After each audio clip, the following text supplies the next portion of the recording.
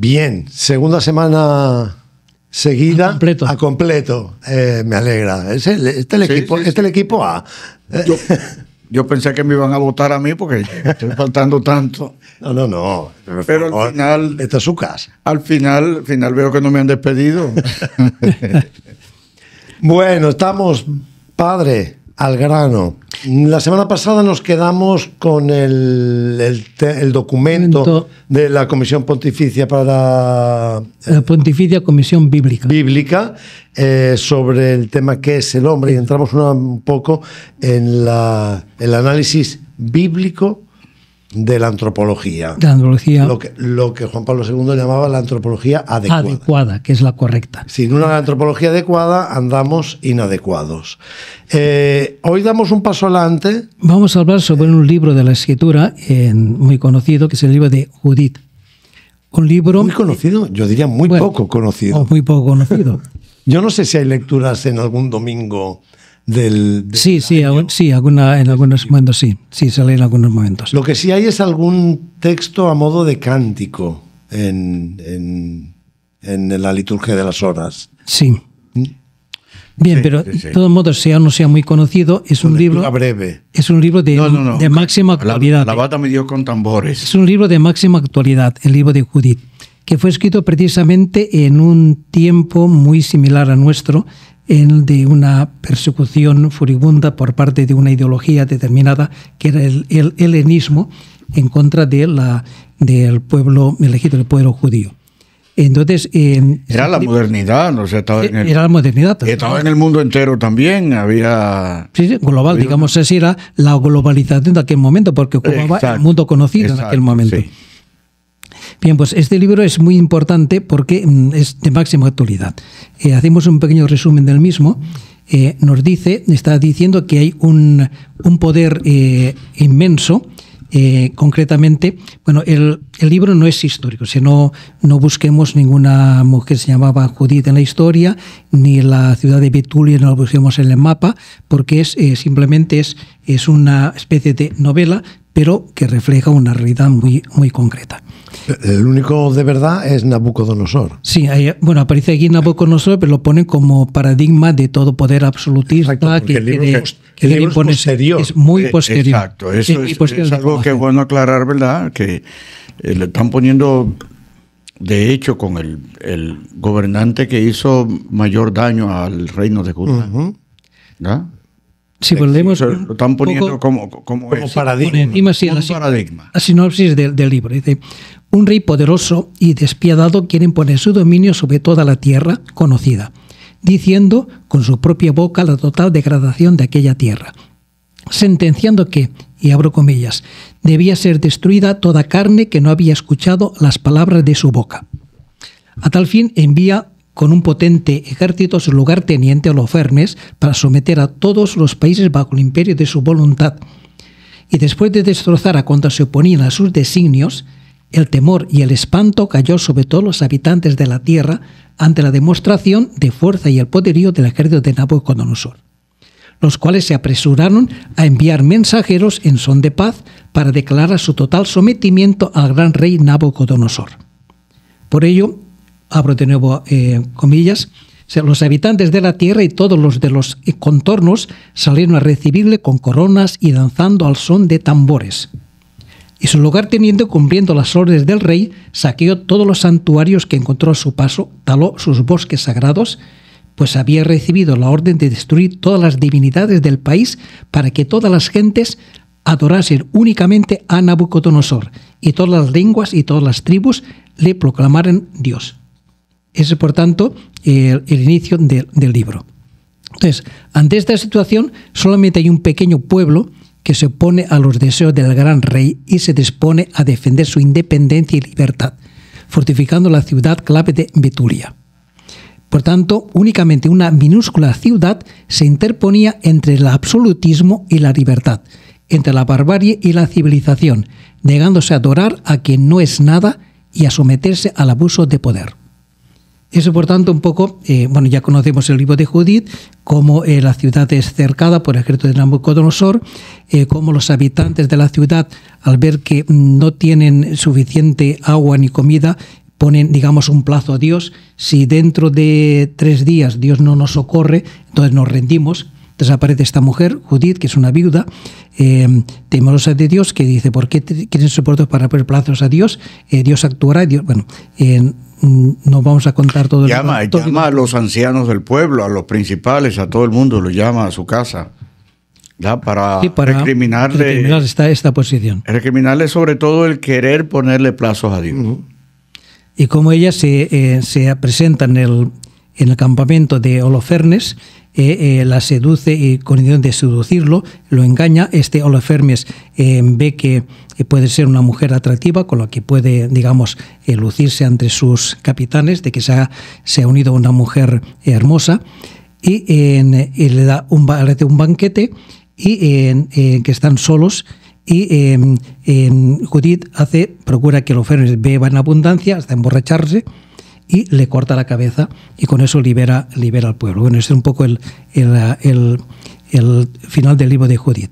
Pero lo que nos interesa a nosotros es esta situación que nos relata el libro de Judith, es de plena actualidad, porque en definitiva lo que estamos viviendo nosotros en esta sociedad, porque nosotros estamos también sometidos a un furibundo ataque por parte de un poderosísimo ejército que amenaza con cubrir toda la superficie de la tierra.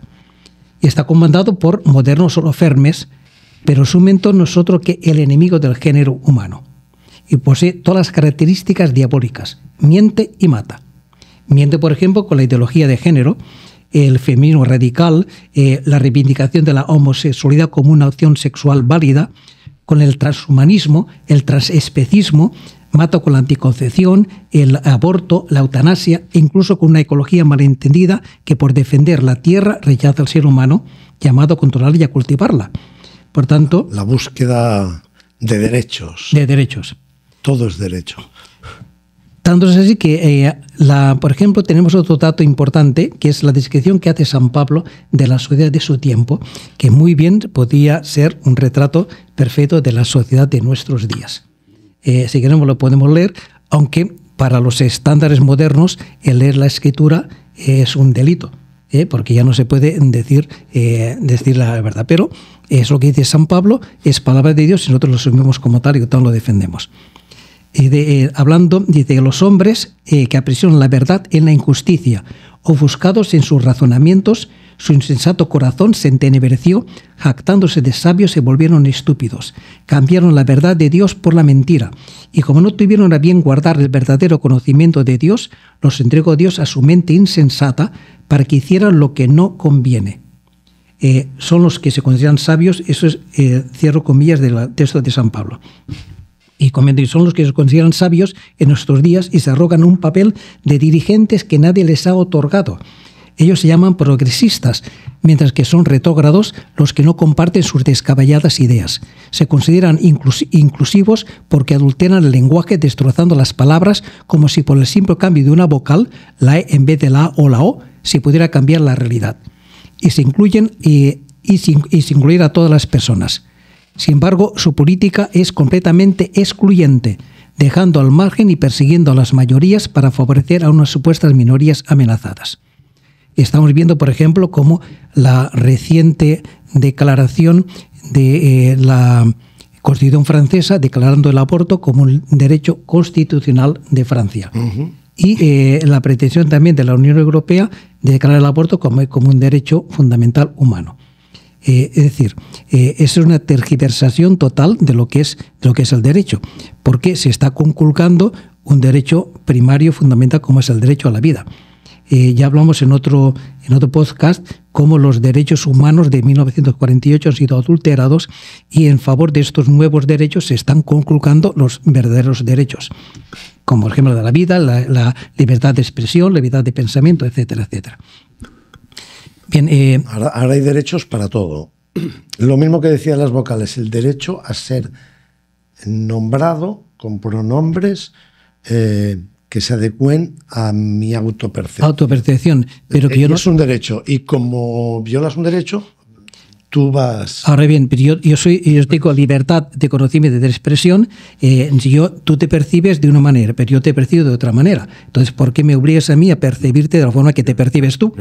Yo no te percibo de otra manera, yo te veo de una otra manera. Te veo de otra manera. O sea, con evidencia, ¿verdad? Porque hay evidencias que son evidencias. Como decía la Rowling, la autora de Harry Potter, sí. Decía, si por decirte, tratarte a ti, que eres un transexual, tratar de ti como yo te veo, por eso tengo que ir a la cárcel, porque prefiero ir a la cárcel antes que mentir. Pues bien, pues esto es lo que... Pero esto es una de las locuras que está pasando en nuestro tiempo, de este ejército poderosísimo de Nabucodonosor que quiere dominar toda la tierra y que todos los habitantes por miedo se someten y aceptan esta ideología por temor, por miedo. Entonces hace falta alguien una pequeña ciudad, una débil mujer que se oponga a esta realidad y que proclame lo que es la verdad. Y en esto pues podemos poner en multitud de ejemplos. Simplemente cito una declaración del entonces arzobispo de Valencia, Monseñor Antonio Cañizares, hablando sobre el famoso derecho al aborto. Dice, no se entiende que se haya producido en estos últimos años tantas disposiciones legales en contra de la vida. Al mismo tiempo, aquellas otras disposiciones legales inicuas e injustas que sancionan o castigan a quienes rezan en las calles. Matar la objeción de conciencia, las leyes de educación ideológica y leyes como las de la eutanasia y el aborto son disposiciones antivida y difusión e inoculación de una cultura de muerte. Esto es lo que se viene haciendo en nuestros días. Desde la recta razón, ciertamente no se puede aprobar esta actitud reiterada y pertinaz de los gobiernos del mundo. Derecho de que a disponer eliminándole de la vida de otro ser humano indefenso y débil que no ataca a nadie, eso es un derecho. Preocupa que se legitime la destrucción de vidas de seres humanos no nacidos con presuntas deficiencias o malformaciones como si no se tratase de verdaderos seres humanos. Preocupa la frivolidad y superficialidad con la que se habla sin base científica alguna sobre cuándo estamos objetivos realmente ante un ser humano. Se habla muy a la ligera sobre ese momento en que se produce la maravilla de la existencia de un nuevo ser humano en su concepción e individualidad como sujeto humano. Es decir, en fin, un poco la situación que estamos viviendo ahora en este momento. A mí me gusta imaginar, ¿sabes? Hacer un poco de ciencia narrativa sobre la historia de Betulia, porque en esa ciudad habría muchos tipos de personas. Habría quizá alguno que crea que realmente que con Nabucodonosor estará mejor. Otros que lo que querrán es fluir. Sí. Bueno, aquí estamos mal, yo lo que quiero es comer, nos estamos quedando sin agua, sin alimentos. A mí que gobierne quien quiera. Por tanto, pero yo quiero comer. Sí, yo quiero vivir. Si no viene ayuda, me someto. Exacto. O sea, que es un poco la realidad, porque yo constato, por ejemplo, con lo de los pronombres. Hay mucha gente que dirá, ¿pero qué más da? Si él quiere que le llamen así, ya sabemos que no. Pero llámenle así porque ¿qué mal hace? Al final estemos tranquilos, vivamos tranquilos. Otros lo creerán de verdad. Probablemente, yo no sé cómo, pero habrá gente que pensará que en ese hombre en realidad hay una mujer. No sé cómo pueden llegar, pero algunos lo deben creer. Otros no lo creen, pero dicen, pero si a él le gusta, déjenle, pobre ello. Pobre ello. O sea, habrá de todo. Pero al final, lo que más violenta es el que diga, eso es mentira. Sí. Esos somos los agresivos. Exactamente, poder decir la verdad. Hoy, por ejemplo, hay una noticia que acabamos de ver, que en el Reino Unido se ha dicho claramente que el sexo es biológico, como es lo normal, porque ya ciertas cosas de estas son tan absurdas que la cordura tarde o temprano acabará por imponerse. Porque hay verdades, pero en buen castellano decía, hay verdades y hay verdades de perogrullo. Exacto. Ahí me perdí, tú ves. Perogrullo sí es La verdad de perogrullo es la de se cae de la mata. Ya. Ya, me jodieron ahí, pero... Bueno, pero sin embargo, la locura no acaba de parar. Ahí la pendiente de resbaladiza está presente. Por ejemplo, ayer leí una noticia en Holanda, una mujer de 28 años, perfectamente sana, se le aplicó la eutanasia porque tenía depresión. Y así es lo que estamos viendo, pero todavía hay muchas cosas más. Sale más barato la eutanasia, ¿verdad? Porque el problema, indudablemente hay un problema económico también en todo esto allí. Y es que curar a una mujer de depresión sale más caro que meterle una inyección para que se muera. Por supuesto, ¿no? Pero bueno, tampoco es tan caro, porque las pastillas para la depresión, eso cuando puede costar. Bueno, padre, eso puede costar mucho tiempo.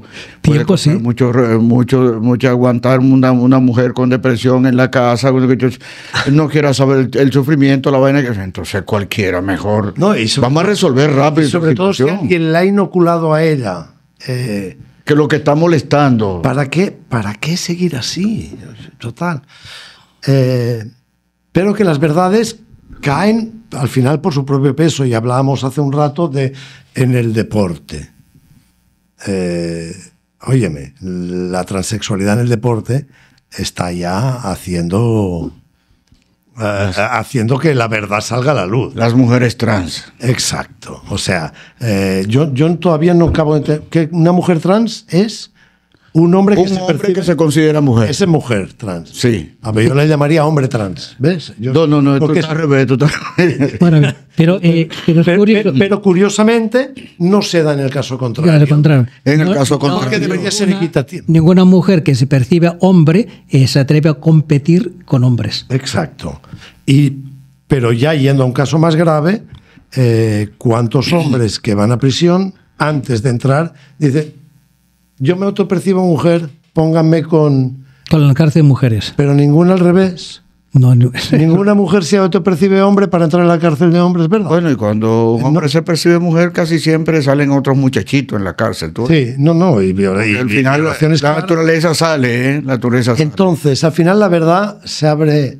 Se abre paso. Pero para que veamos que la barbarie continúa. Hablando, por ejemplo, del aborto, no solamente se concibe el aborto antes del nacimiento, por ahora ya hasta la última semana de gestación, hasta el momento antes del parto, sino incluso en el mismo parto, incluso después del parto. Hay leyes, por ejemplo, que permiten cuando un niño, porque claro, no todos las ecografías detectan las malformaciones que puede haber en un feto. Entonces, cuando el niño nace con esa malformación, entonces se le podría matar. Por omisión, por ejemplo, dejando que muera de hambre o de frío, o incluso como se tramita en la ley de California, que no sé si finalmente ha sido aprobada, se puede matar directamente. Se utiliza lo que se llama el parto inconcluso, de cuando ha salido de la cabeza. No. La ley habla de cuando el niño ha nacido. Cuando el niño ha nacido. No solamente en ese momento, sino cuando el niño ha nacido, incluso varios días después de haber nacido. Hay varios, creo que le quieren dar 15 días para que los padres decidan si lo quieren tener o no. Bueno, por ejemplo, te cito opiniones de doctores. Un tal doctor James Watson sostiene y dice que se debería tomar en consideración la idea de privar de su personalidad jurídica al recién nacido hasta 3 días después de nacer. O sea, que no se puede declarar como persona. No se puede declarar. El acta de nacimiento no se puede. Y sigue diciendo, los padres que sospechan anormalidades fetales pueden abortar legalmente, pero la mayor parte de los defectos de nacimiento no son descubiertos hasta el momento mismo del nacimiento. Por tanto, hacerlo después del nacimiento cuando se han detectado estos factores. De hecho, muchas veces se ha detectado malformación y cuestiones. Cuando nace el niño, nace perfectamente. Eso ocurrió muchas veces. Sí. Más todavía, otro colega, un tal Chris Francis, dice: los niños no deben tener categoría de personas completa hasta los 3 años. Entonces, un tribunal competente, compuesto por 3 médicos, dictaminará si es apto para seguir con vida. Eso dice este señor Chris Francis. O sea, es decir, que unos pocos se arrogan el derecho de disponer sobre la vida o la muerte de otras personas, que no pueden tampoco pueden defenderse. ¿Cuáles criterios tendrían para eso? Exactamente. ¿Cuáles criterios tendrían? En el fondo es tratar de descartar los productos defectuosos, como en una producción de cualquier bien, cuando aparece un bien defectuoso se descarta. Control de calidad. Control de calidad. Final de la línea de producción. Exactamente, es más o menos lo mismo, de considerar a la persona como un objeto, un producto de fabricación que solamente es apto a aquellos que son bien producidos, en cambio aquellos que sean con defectos tienen que ser descartados, desechados. Por tanto, el problema también está en, si nos ponemos de acuerdo aquí, cuáles son los defectos que vamos a tener. O un niño que a los 3 años no hable bien es ya un defecto suficiente para eso. Es que no llega, que no camine, yo no sé qué cosa. Sí. O sea, que son criterios de una persona que al final son 3 para ponerse de acuerdo. Para ponerse de acuerdo. O sea, ¿con qué criterio? ¿Cuáles son los criterios que se van a tener para eso? Uh-huh. Eso ya la reacción de lo que decía Carl Lewis, la abolición del hombre, en que el hombre tiene poder sobre el otro, sobre el hombre. Es lo que está pasando en esta sociedad. Él habla de la abolición del hombre precisamente apuntando esa posibilidad en que unos pocos hombres se arrogan el derecho de disponer sobre la vida y la muerte de otros hombres. Esto solamente ocurría en los antiguos regímenes totalitarios en que el rey era el dueño absoluto de la vida y de la muerte de sus súbditos. Sí, pues en esto está tenía todo el poder. Todo el poder. Pues estamos viviendo esta barbarie. ¿Sabes? Cuando tenían la capacidad de decir... Bueno, ahí todavía el público podía todavía influir, apelar. Exacto. ¿no? El emperador los escuchaba y luego decidía. Pero al final era este dedo el que decía, un solo dedo. Sí, decía él, sí. Pero es que aquí son 3 que a quien escuchan, solamente y con qué criterios. Simplemente, y hemos visto estos casos, por ejemplo, en casos famosos en el Reino Unido con aquellos niños. Recuerdo el caso de Charlie Gard, de Alfie Evans, o bien también de Archie Battersby. Y últimamente hubo una niña, también no recuerdo el nombre, hace poco tiempo. En Italia dijeron que la traigan para acá, que no la corramos aquí, en fin. Y que sin embargo la Corte Suprema de Justicia de Inglaterra determinó que estos niños no merecían vivir. Uh-huh. Y por tanto que tenían que desconectarlos y dejarlos morir.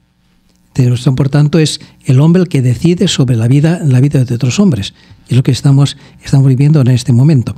Tanto es este ejército avasallador de este moderno Nabucodonosor que quiere implantar, dominar toda la tierra y hacer que todo el mundo le sirva a él y le sirva. Esto es lo que estamos viviendo, la ideología de género. Es decir, el pensamiento único. Se decía el libro de Judith para que todo el mundo abandonara todas sus religiones y le sirviera únicamente a Nabucodonosor como el único Dios.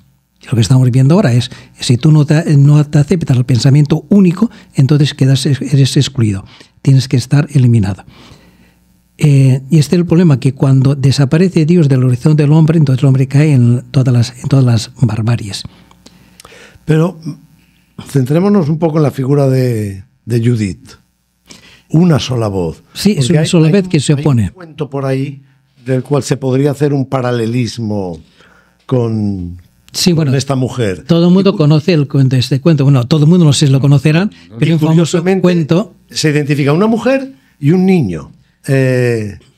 Son una mujer y viuda, además. Viuda. Podemos contar el hecho de que en un país muy lejano, en cierta ocasión se presentó un sastre muy famoso que decía que tenía una tela maravillosa.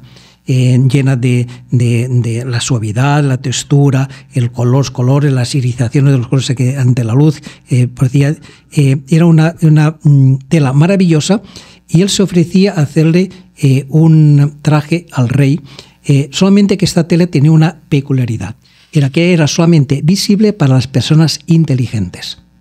Entonces, efectivamente, el sastre presentó ante la corte del rey, ante el rey y sus cortesanos, presentó la tela aquella famosa, la extendió delante de ellos y decía, miren ustedes, comprueben la textura, el color, la tal, y todo el mundo, nadie veía absolutamente nada, porque no había absolutamente nada. Claro, se preguntaban entre ellos, ¿tú la ves?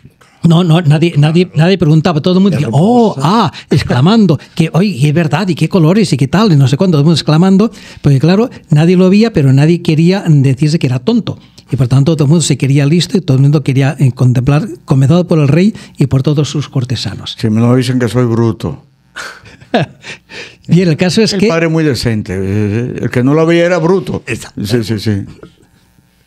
Bruto, tonto, estúpido, como tú quieras llamarle, ¿no? Eso de menos. La última me ha gustado.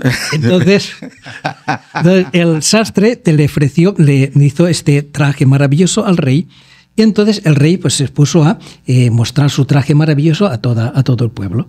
Entonces se vistió con este traje inexistente, estando en paños menores, y claro, todo el mundo haciéndose elogios del Algunos dicen que sin paños. Del traje maravilloso que tenía el rey. Lo curioso es que el rey estaba obligado a ponérselo porque si sus súbditos lo están viendo... Claro. ¿Me entiendes? ¿Cómo no se lo va a poner? No, Va a ser el rey más idiota que los otros. En realidad no era un sastre, sino un desastre. Y claro, cuando aparece el rey ante el público, todo el público también admirando y alabando la textura de aquel traje maravilloso que nadie veía. Hasta que... Claro, algo previo. Ya le habían dicho a toda la gente. Sí, evidente. Todo el mundo sabía la Porque todo el mundo tiene que saber la situación. Sabía la calidad de la tela. El traje nuevo del rey. Una tela iba de boca en boca. Una tela maravillosa y bien, el caso es que aparece el rey exhibiendo su traje delante de todo su pueblo, cuando en este momento un niño que estaba ahí entre la multitud dice: ¡Uy, el rey está desnudo! Y entonces ahí se cayó toda la parafernalia. Todo el mundo empezó a reírse, a bochorrar, a reírse y se descubrió todo el pastel y el rey abochornado tuvo que esconderse rápidamente. Esto es lo que dice el cuento.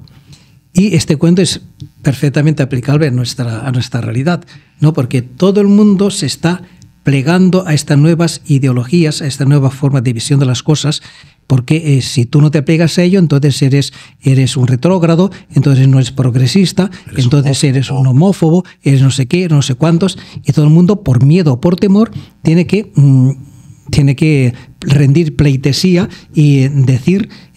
mentir, digamos así, decir que ve un traje donde no hay ningún traje. Hace falta, por tanto, un niño pequeño que muestre la verdad y que diga la verdad y que desmonte toda esta mentira que está viviendo en esta sociedad. Porque esta es la realidad. Nuestra sociedad está viviendo una total mentira, en la que no hay... estamos diciendo que estamos viviendo una democracia, pero aquí no hay democracia. No hay democracia porque no hay posibilidad de poder exponer las propias ideas como uno ve la realidad. Tienes que verlo con el ojo de aquellos que te están imponiendo. Sí, hay un montón de gente que no se atreve a hablar, ¿verdad? Porque lo van a atacar, le van a decir no sé cuántas cosas más. O sea, cada vez más tenemos gente que son gente sensata, pero con más miedo sobre ciertas cosas. No se atreven a hablar, no se atreven a decir, porque eso es lo que está allí, ¿no? ¿Y por qué ha perdido crédito esa palabra, la verdad? Está muy desacreditado. Tú tienes la tuya. Ya se ha encargado el pensamiento desde cambio de era.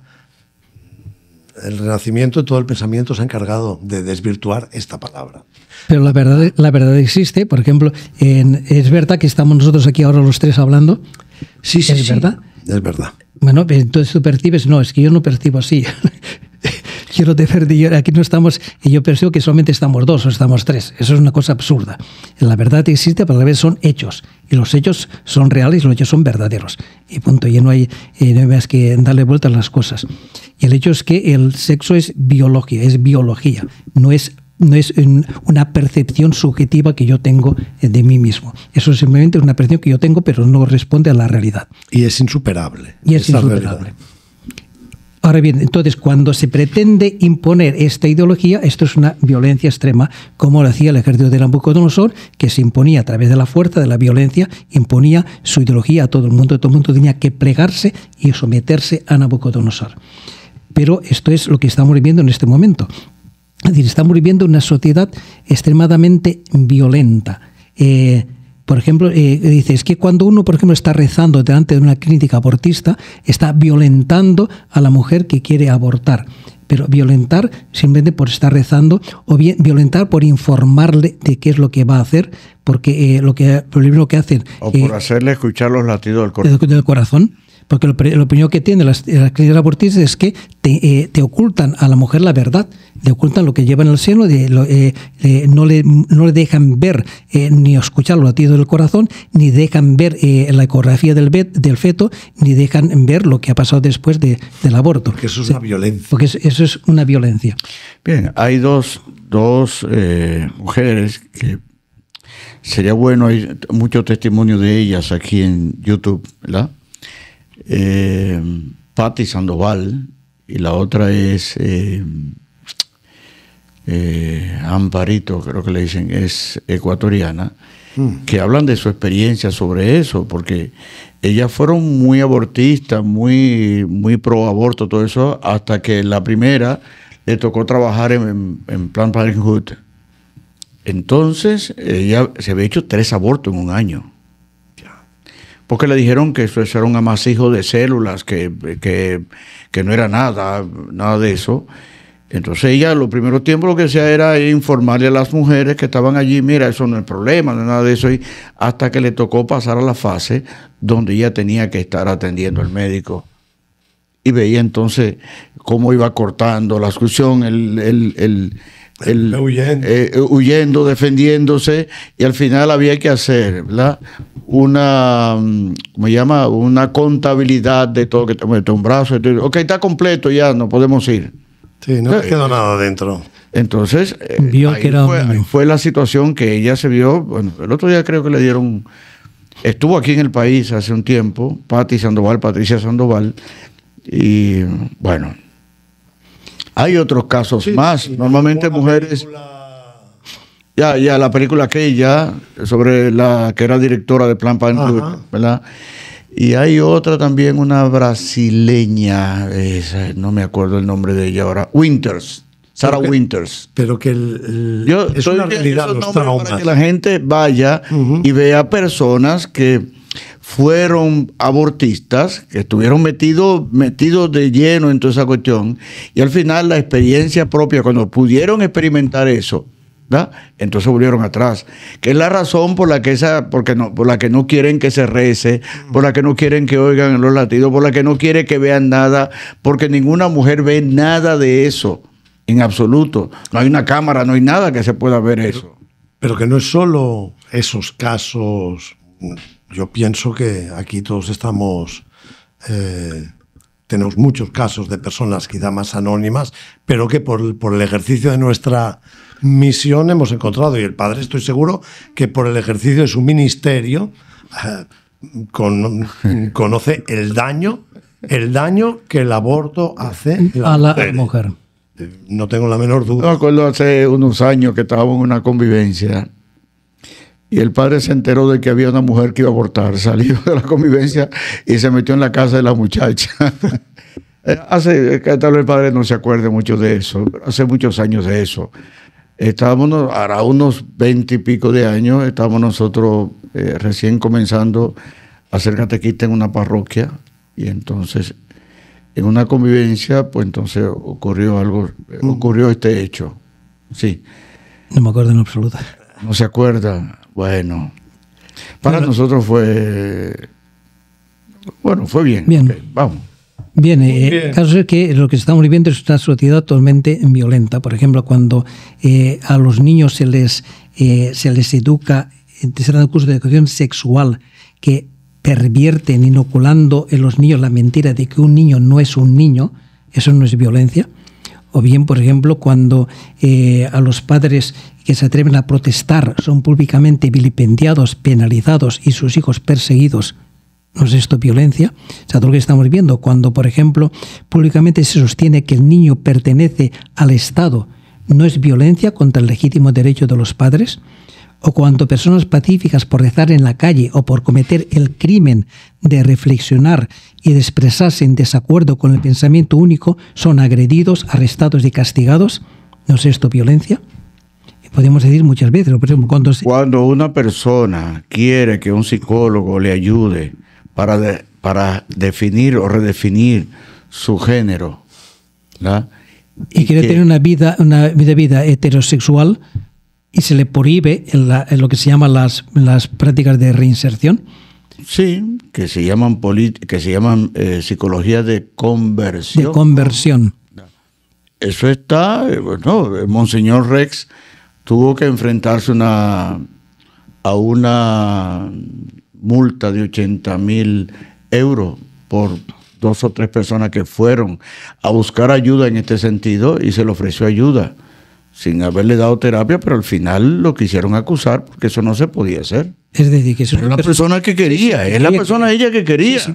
Entonces, la persona no tiene derecho a pedir lo que quiere, siempre y cuando vaya en contra del pensamiento único. Aquello que el pensamiento, exactamente. Lo que va en contra del pensamiento único no tienen derecho. Tanto si una persona se quiere tener una vida homosexual, es aplaudida.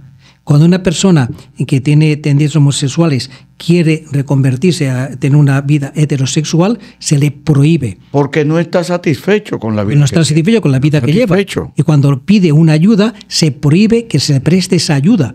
Incluso se multa con eso 80.000 euros, 80.001 euros, según la ley de Madrid, aquella persona, aquel psicólogo o aquella persona que se ha prestado a ofrecerle ayuda a petición del propio interesado. O sea, que no hay libertad. ¿Dónde está la libertad de expresión? No está, todo el mundo está pregonando que tú puedes hacer lo que quieras, tú eres libre, que tu libertad es inviolable, sin embargo, según para qué sí, según para qué no.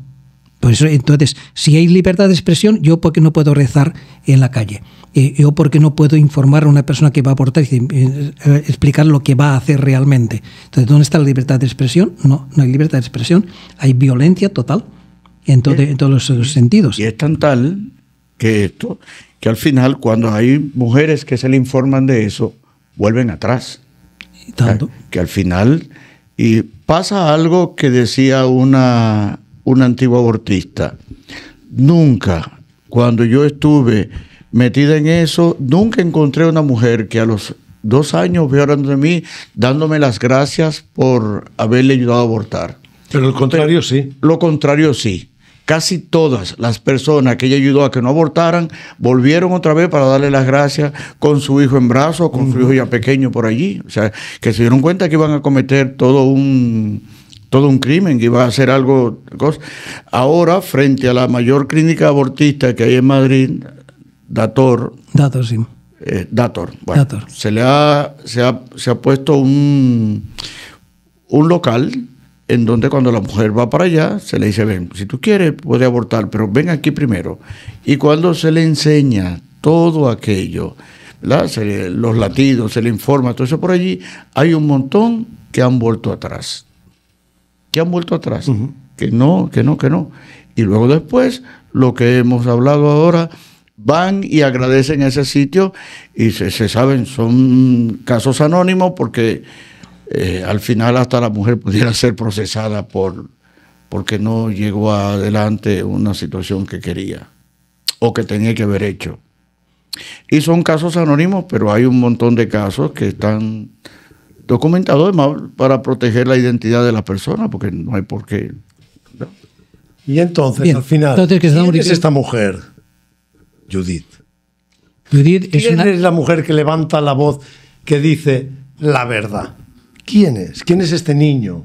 Que dice que el emperador está desnudo. Este niño, pues, somos nosotros, en definitiva, es la Iglesia, es el cristiano, que tiene que proclamar la verdad y decir la verdad de este mundo, que este mundo está viviendo la mentira y tiene que tener la valentía, el coraje de poder decir la verdad.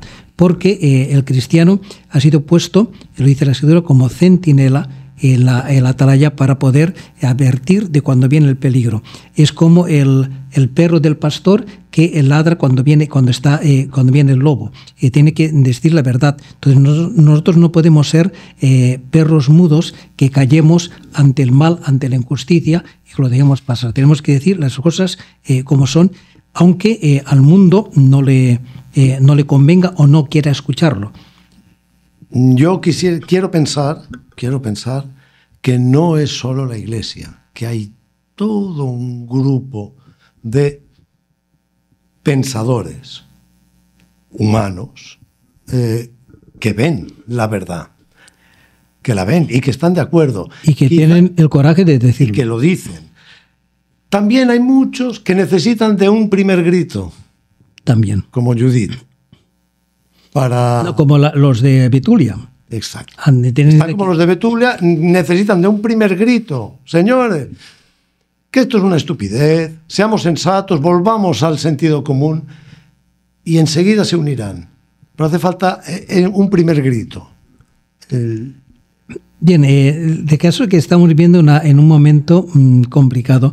Hay un pensador que decía lo siguiente, dice, los tiempos difíciles crean hombres, personalidades fuertes, y las personalidades fuertes crean tiempos fáciles, y los tiempos fáciles crean personalidades débiles, las personalidades débiles crean tiempos fuertes, y así sucesivamente. Entonces, ¿qué es lo que ha pasado en nuestra sociedad? ¿Quién era ese? ¿Quién decía eso? Un pensador, no recuerdo ahora el nombre ahora, dice que concretamente la época de los años 30, 20, 30, entre guerras, una época difícil con la ascensión de los totalismos y demás, creó hombres fuertes que llevaron a una Segunda Guerra Mundial.